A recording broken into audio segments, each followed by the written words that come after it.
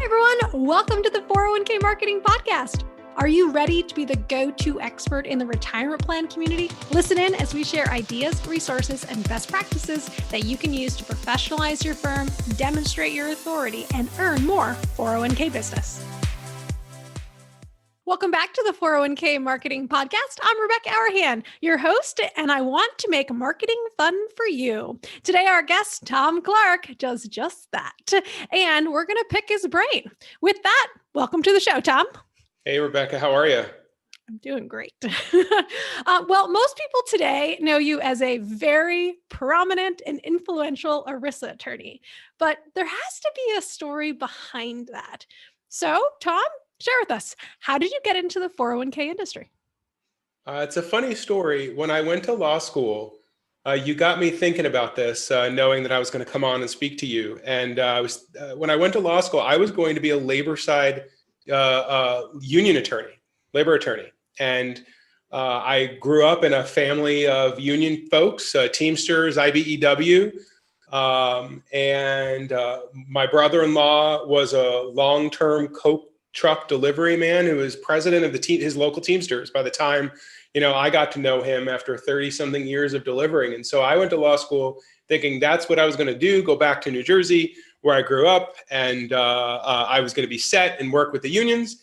And I took every labor law and employment law course there was for my first 2 years. I interned at the NLRB in St. Louis, which is the organization that deals with labor relations. And then in the beginning of my third year of law school, I took pensions and tax favored savings. Ooh. I know that's a very catchy name with a guy named Peter Wiedenbeck, who's very much a mentor and a friend. And it changed my life.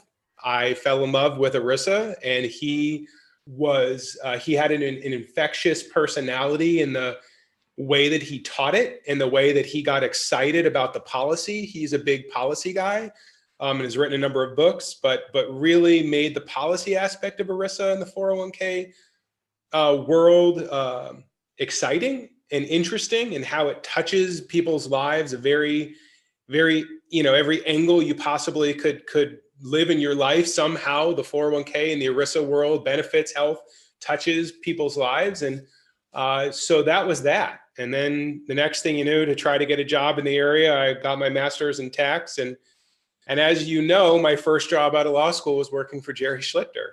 And it was 2008. And he had mechanized his fee lawsuits in 2006. And he was based here in St. Louis. And I decided to stay here rather than move back to the East Coast. And somebody connected me with him, and I got the job. And I guess the rest is history. I love it. I absolutely love it. Yeah. How did you meet Jerry? Like, that just seems like you come from this law professor with this like exciting and all these possibilities around retirement plans. And then Jerry Schlichter, that seems so contrasting. Yeah. I mean, the short story was I was very close with another law professor who had a student that she was close with who was already working there. Yeah. And so she was able to sneak in my resume. And Jerry was impressed that I had spent my year tax LLM focused on ERISA and employee benefits. But it was actually a funny first interview. I showed up. It was very clear that he did not know I was coming. And I haven't told the story in years, and put me in a conference room. And I waited in that conference room for an hour and a half for him to show back up. And in that hour and a half, I'm guessing he read my resume during the hour and a half and probably had conversations with the HR guy, probably got interrupted about 5 or 6 other times knowing what his workday was like later on. But finally he showed up in the room. I had a beautiful view of the arch out his conference room window in the Mississippi River. So I had just been watching riverboats for about an hour at that point. And we interviewed, and that was that. I mean, it was a fascinating place to work. As you know, I've told those stories before, the kind of work that we were doing, cutting edge stuff, if you will. Mm-hmm. But he was, I learned a lot of things from Jerry. He was a hard worker more than anything else. And, people say what they want about him, but I will give him credit for him and a handful of other mentors I had there taught me skill set as a hard work ethic as an attorney, and how to make sure you overturn every stone and leave nothing to chance. And you might lose by law, you might lose by facts, but you're never going to lose because somebody out hustles you. And so it was a way of doing business there to always out hustle, no matter what. I think my new favorite word right now is hustle. I don't know. Yeah. Isn't that what we're doing? Yeah. It's what everyone's doing. Mm-hmm. The phrase that I hear is surviving versus thriving in this environment. Mm-hmm. And I'm not sure those are really fair tests anymore, because I'm not sure what surviving means in this environment. I'm not sure what thriving means, but hustle, yeah, I'm with you. I see everyone hustling, whether it's, people in our industry or people changing their restaurants to, pick up windows and figuring out how to deliver to the bookstores who are delivering now or doing curbside. I mean, everybody's hustling to make it work. We've had to figure it out. And the innovation that comes with that is also a strong drive to hustle. Well, yeah, that's right. So maybe that's the mantra for 2021. It's like, get your I hope so. Better than being at home some more, right? Oh, good God. Yeah. I think I've watched everything on Netflix. So very ready. So here's a question for you. As we are reflective, especially, this time of year, the holiday season, also coming out of 2020, which has been, a very introspective year for a lot of people. If you could talk to your younger self, what piece or pieces of career advice would you share? I would go back and tell myself how incredibly wise my dad was and influential he was to me during that stage of my career. And luckily, it's not one of those situations where I had to go back and say, wow, I wish I had done something different. And what I mean by that is when I started to work for Jerry and at that firm, at first, it seemed really fun, right? 6 weeks out of the gate, I find myself in California for a 2.5 week swing of second chairing depositions and traveling all over. I was in like 14 different American cities in the first 12 months of that job, doing depositions and finding myself at the FedEx Kinko's at 3 a.m. in downtown LA, printing exhibits. And it was a wild thing, but I also billed 2,650 hours my first 12 months there. Wow. Right. And I wanted to quit so bad after that first or second year when things really got into the grind, and it was just a grind. And my dad, being a restaurant owner and a chef, he didn't know the first thing about being a lawyer. Although he had paid lawyers over the years, right? He didn't know the first thing about ERISA, but he did know about what it took to grind out and get that experience. And he told me about jobs that he had in New York kitchens growing up and learning to be a chef, and how jobs that he absolutely hated and people who were not nice, but he had to learn under them, right? And you got to grind it out and you got to get the experience. And what he realized more than I did at the time was that what I was doing at that firm was very unique and different than what other people were doing. And again, he didn't know the first thing about it, but I told him stories and he understood implicitly that what I was doing was unique and that I would be able to leverage that later. And so he encouraged me to stay. And I stayed for 5 years, right? Which is a really long time. And, my dad was right. I mean, that 5 years doing that really unique thing makes me the unique person that I am now in our industry, right? There are a lot of fantastic ERISA attorneys out there. A lot of them work for us, at our firm, and a lot of them are at other firms and people I have wonderful respect for. But there was a really unique place that I was at that time in our industry where applying the rules and learning how lawsuits are brought and how they originate and how the rules apply to actual behavior and how plaintiffs' lawyers look at that behavior and extrapolate it out and how people could be sued, whether they do things right or wrong, it doesn't matter. They can still be sued. That has been a perspective I have been able to leverage in my everyday compliance practice as I've gotten away from litigation, although I still do a lot of litigation, as I've gotten away from litigation and really have tried to keep people out of trouble, because that is the best way for things to be, is not to get in trouble in the first place, right? It offers me a perspective that not a whole lot of other people have, right? So everything from, just how the law really works, right? In the sense that the only person that cares, we do all of this work, and in the end, there's one person who decides whether we do a good job, and it's a federal judge, because there's no juries, and you get 10 or 15 minutes of that person's attention at a hearing. That's it. So your whole complicated smorgasbord of things and words and process that we care about, you got to be able to sell that in 5 or 10 minutes, sometimes in 2 or 2 pages to a judge. And if you can't sell it, then it doesn't matter how awesome you were, because if they can sell their story better, not that judges don't dig in, but you have to grab these people's attention when they have 300 or 400 other cases on their dockets. So it goes to even just keeping meeting minutes. How should they read? What needs to be in them? Because nobody goes back and reads meeting minutes later unless you need to. And one of the reasons you need to is when somebody's questioning why you did something and you're being deposed.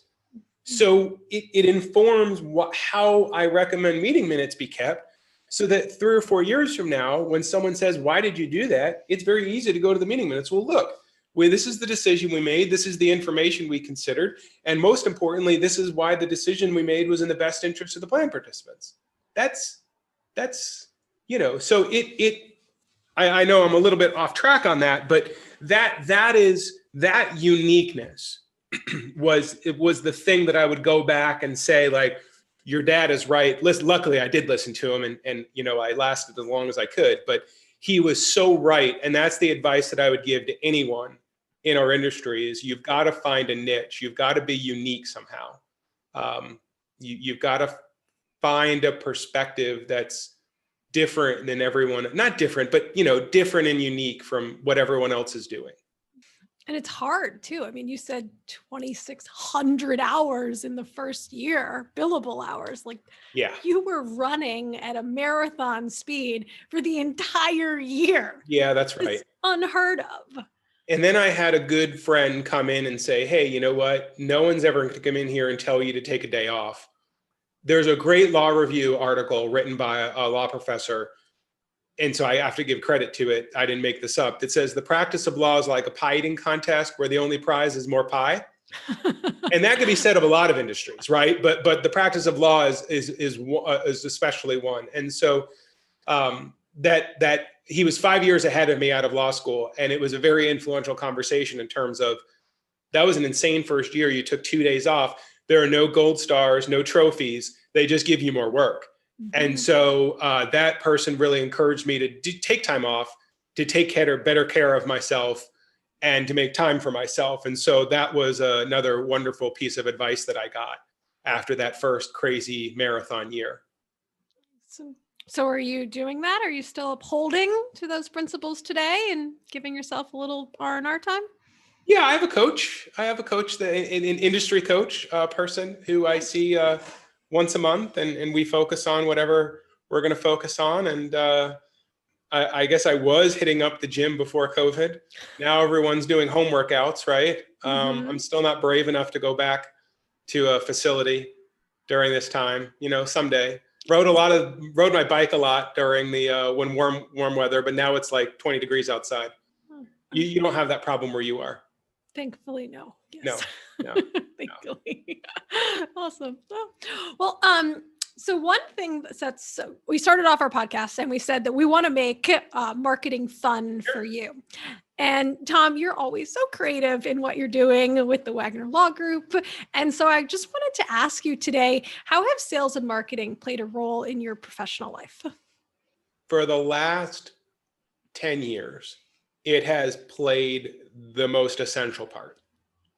Before I left Schlichter, I knew that I needed to do something to make what my next step was going to be. And there was no clear path in front of me.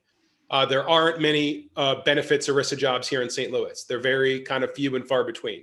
I could easily have moved to New York or Chicago or DC or LA and found a lot more jobs, Dallas, but they were very few and far between. So I realized I needed to make my own path and make my own luck, essentially.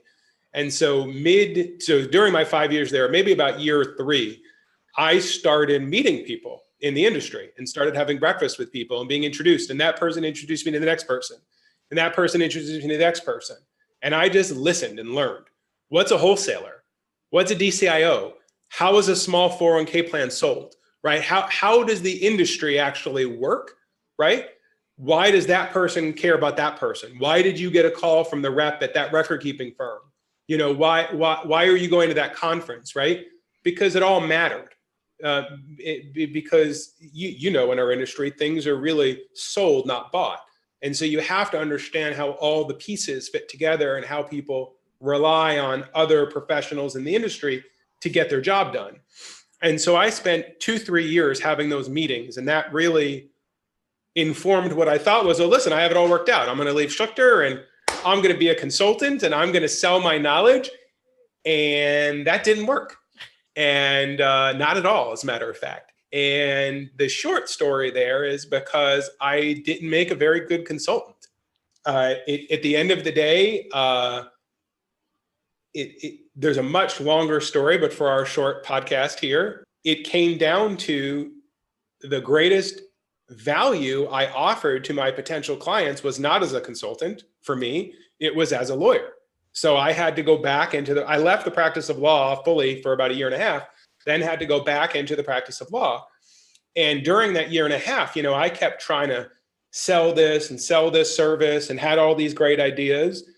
And the one constant that kept coming back to is I was focusing on what I thought was a good idea, as opposed to focusing on what is now my North Star, what I learned the hard way, which was in the books. It was there. It's not like this is any original idea. It's just sometimes you have to find the path again yourself in your own way, but the path is there, right? You know that, I know that. And so it was just the path to focusing on in the sales and marketing realm, like providing value to people and thinking about it from their perspective and what is the greatest form of value I can add to this client or this group of clients or this kind of client, and just drilling down into that, getting feedback, finding out, having a lot of conversations with folks. Where's your pain points? What are you feeling? And then responding to that. And again, I can point to 5 books on my shelf which tell that story, but sometimes you just got to go live it to realize that really is the truth, right? That's really how this works.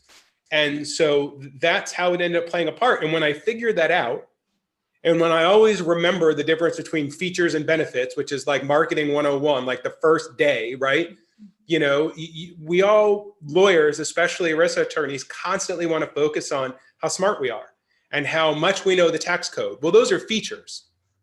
At the end of the day, our clients don't give a crap about really what the tax code provision of this, that, and the other thing, what that DOL advisory, they don't care how smart we are, that I can remember what's in paragraph 3 of advisory opinion 89-05A. I made that up. No one cares, right? No one cares. They care how it benefits them. And so when I, again, got down and I'm focusing how I put my energy into meeting people and networking and focusing on what benefits my clients or prospective clients and how I add value to them, my career and my ability to connect with clients has grown, exponentially, which has then had a profound effect on my ability to take a senior leadership role here at the firm. I'm now the COO, in addition to being a partner and managing the St. Louis office. Dance party. And without the basics of sales and marketing and understanding how that really works in our industry, and how it works for me, taking nothing away from those attorneys who do great jobs just doing the work, right? And we have plenty of those and we need them. We're desperate for them. If it wasn't for them, those of us who are spending 4 days out of the office at the conference or going and visiting a client on site, you need those people to do the work and, the whole ecosystem, right? Mm-hmm. But for me personally, my piece of the puzzle that I add in at our firm, the sales and marketing is the only thing that makes it possible for me to have gotten to this point. Love it.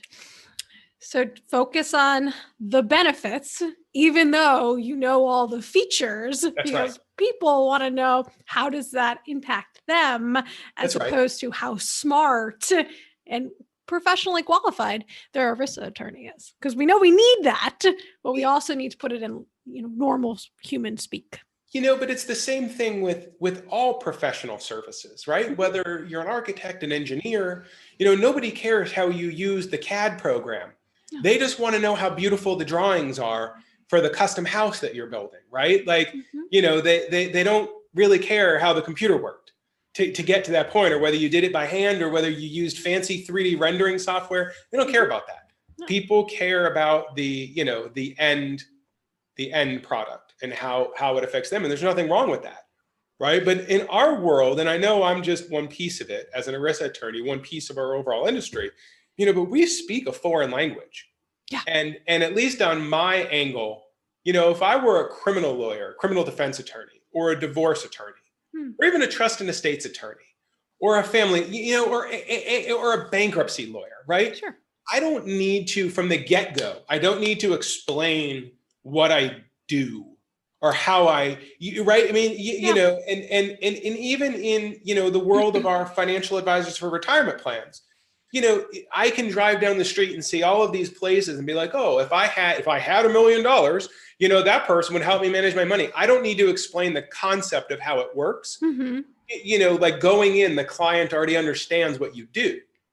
I imagine I have some of the same threshold educational issues that your average retirement plan advisor has, or third-party administrator, or anybody who sells retirement plans, right? In whatever capacity.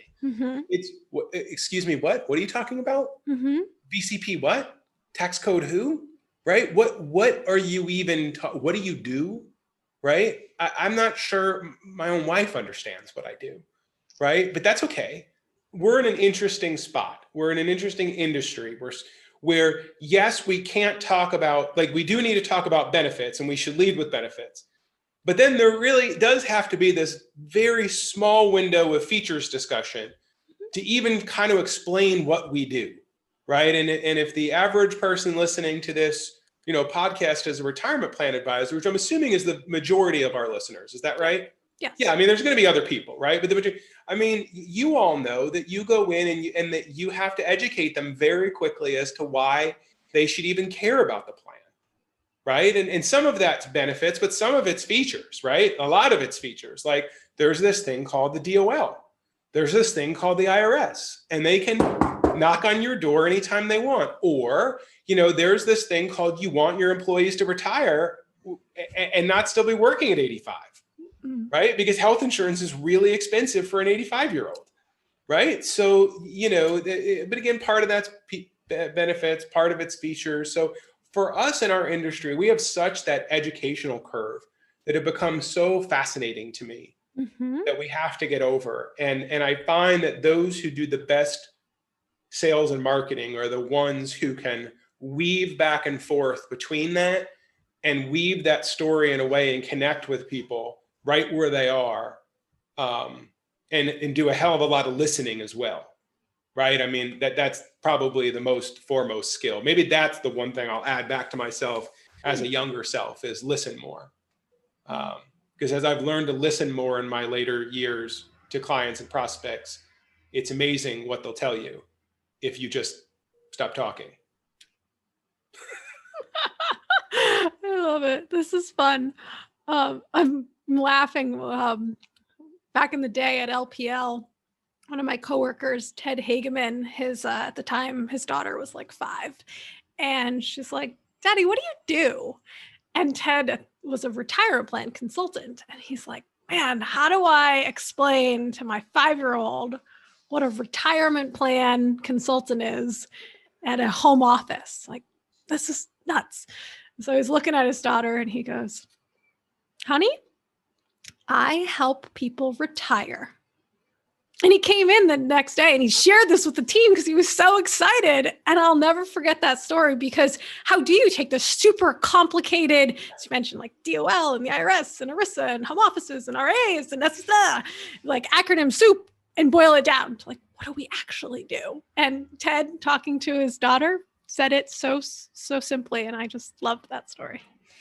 I will tell you that is one of the side effects. As a sidebar, one of the positive side effects is my 9-year-old spent March to October here with me at the office when he couldn't go to school. Right. And he overheard a lot of conversations. And, just by default, a lot of us have kids in the back. There's nothing we can do, right? And he heard a lot. And by the time we were done, it was amazing. He kind of understood what I do. He listened to he would hear some of the same conversations over and over again, right? The kind of questions I would ask and what's going on and how does that work and how are you feeling about that? And, where's the problem? And he's, okay, now I get what you do. And I'm like, okay, all right, cool.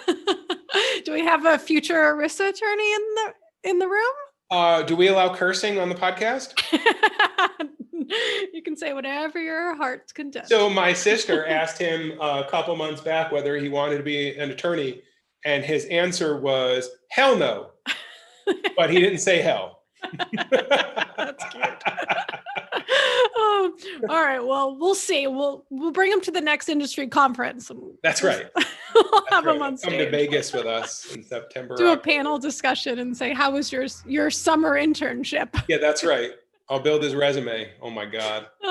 Too young. All right. Well, you've obviously been in our industry now. I think it's 15 years, right? 13 years.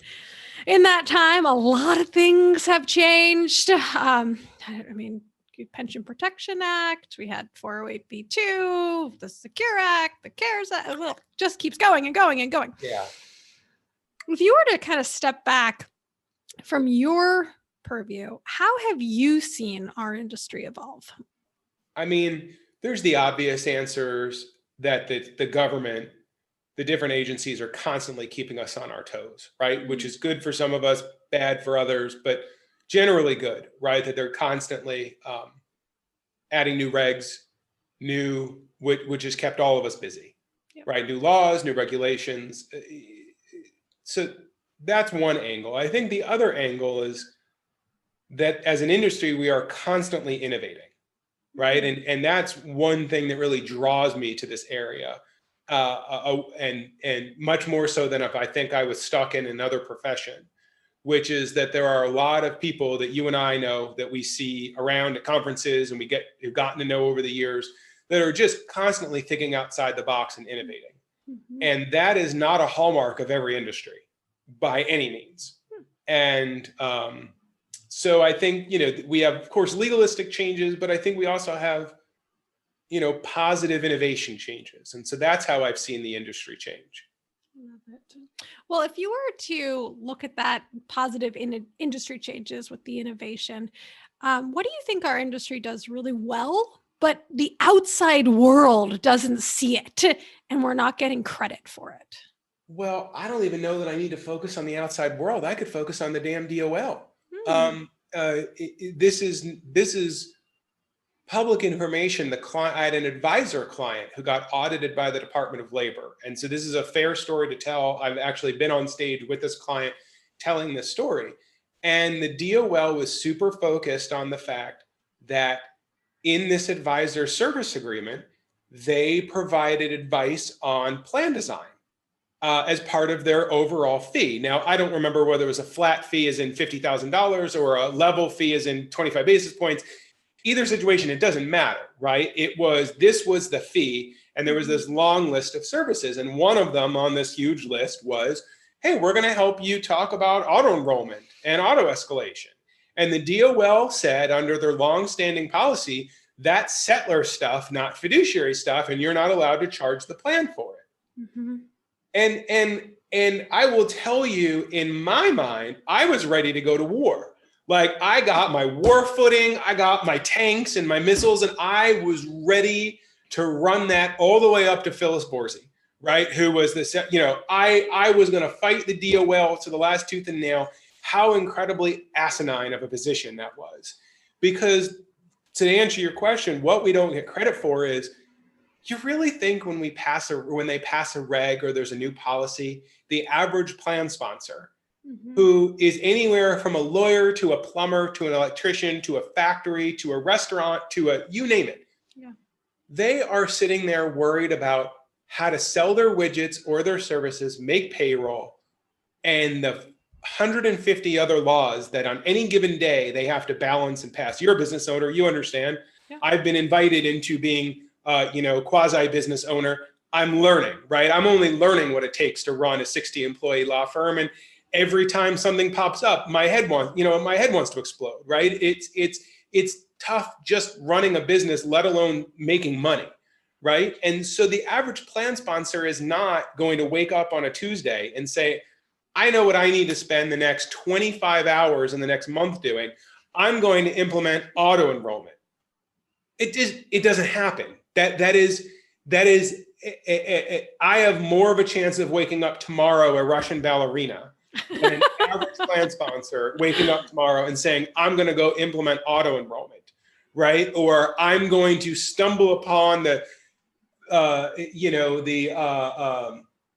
target date fund guidance that the DOL put out a few years ago, and I'm going to follow it faithfully. Like, no, they need us as industry people pushing their policies. And so what really gets me going is that when we don't get enough credit is that the government is not working through us more, and sometimes is working against us in implementing the very policies that they want.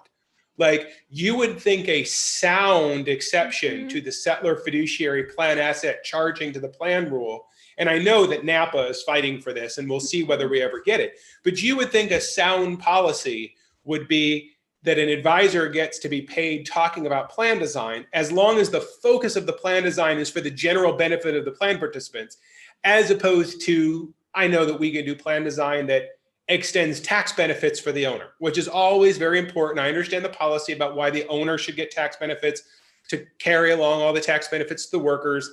I get it, right? A lot of 401k plans are put in place because of the benefits to the owner. And I think that's a fine policy. It's very important. But in this instance, auto enrollment has almost nothing to do with the owner. But the DOL took a hard line.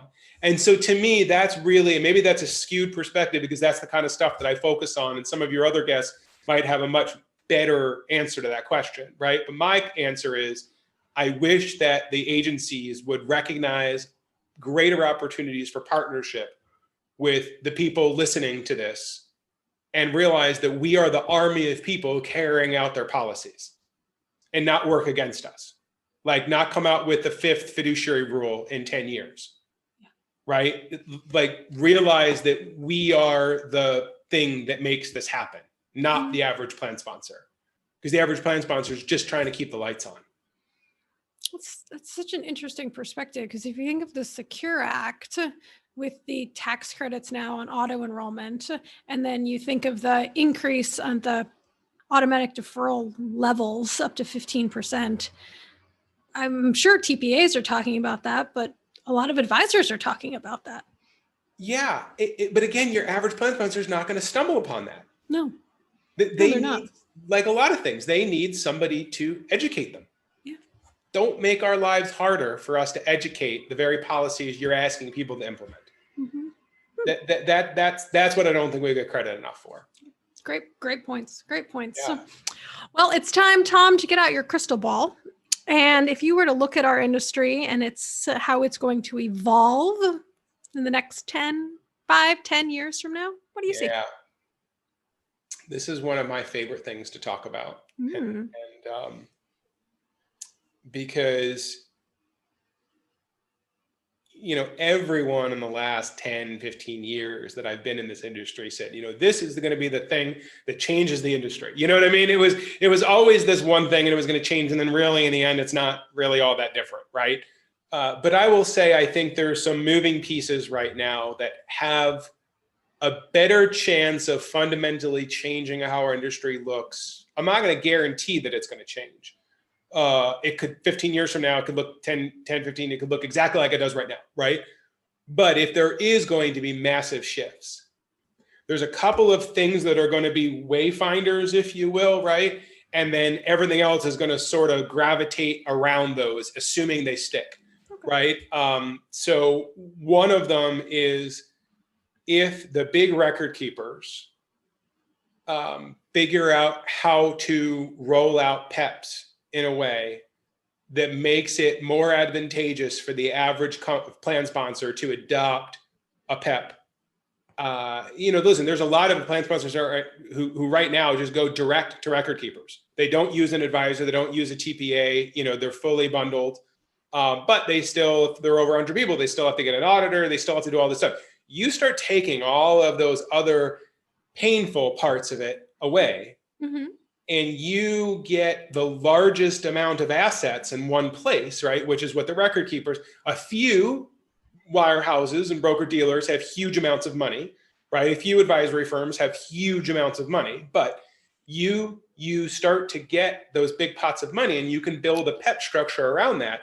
That becomes its own gravitational force, right? And you start to see the Amazon-ish coming of our industry, right? Which is I get on a website even more than I can now, and now boom, I have it. And it's very kind of set it and forget it. That could be very attractive to plan sponsors moving forward, especially as that becomes more sophisticated. The reason why I think that, and why so, how can that become so much more sophisticated, attractive to the average plan sponsor? It's because what we're seeing is also the confluence of ecosystems. So we're seeing our 401k connect with data for other services in our life, whether it's student loans or learning how to save, or our bank accounts, or debit cards, and all of these things. So if I can create an ecosystem, just like, my wife loves Apple, I love Amazon. So I buy all my movies on Amazon, she buys all her movies on Apple, and luckily we have devices that can play both of them, right?